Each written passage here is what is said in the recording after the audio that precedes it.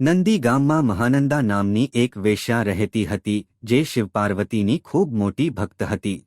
તે દરરોજ શિવની પૂજા કરતી અને ભજન ગાતી, જેમાં તેનો કુકડો અને વાંદરો પણ નાચતા. એક દિવસ ભગવાન શિવે વેશ્યાના રૂપમાં તેની પરીક્ષા કરી. તેમણે તેને રત્નજડિત કંકણ બતાવ્યું, જે મહાનંદાને ગમ્યું.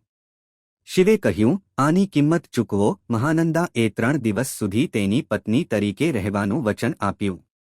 શિવે તેને કંકણ સાથે શિવલિંગ આપ્યું અને તેનું રક્ષણ કરવા કહ્યું.